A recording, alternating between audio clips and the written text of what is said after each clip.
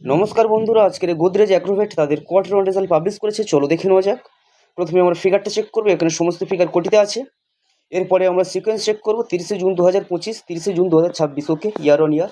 31শে March 2026, 30শে June 2026, okay quarter on quarter. চলো কোম্পানির টোটাল রেভিনিউটা দেখে নেওয়া যাক।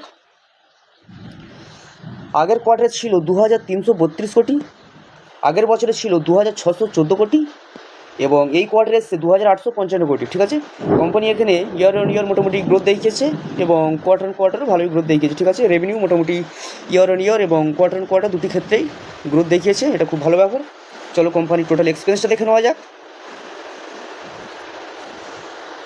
আগের কোয়ার্টারে ছিল 2280 কোটি, আগের বছরে ছিল 2437 কোটি, এবং এই কোয়ার্টারে এসছে 2701 কোটি।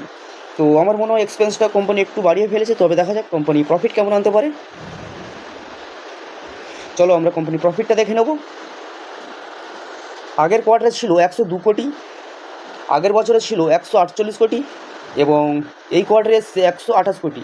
এখানে কোম্পানি ইয়ার অন ইয়ার 148 কোটি থেকে 128 কোটি নিয়ে এসছে, মানে এখানে কোম্পানি একটু ডাউন দেখিয়েছে, এবং কোয়ার্টার 102 ছিল আগের কোয়ার্টারে, এবার সেটা 128 নিয়ে এসছে, কিন্তু কোয়ার্টার একটু জাম্প দেখিয়েছে। ঠিক আছে, চলো এবার আমরা কোম্পানি ইপিএসটা দেখে নেব। আগের কোয়ার্টারে ছিল 5 টাকা 45 পয়সা, আগের বছরে ছিল 8 টাকা 35 পয়সা, এবং এই কোয়ার্টারে এসছে 6 টাকা 99 পয়সা।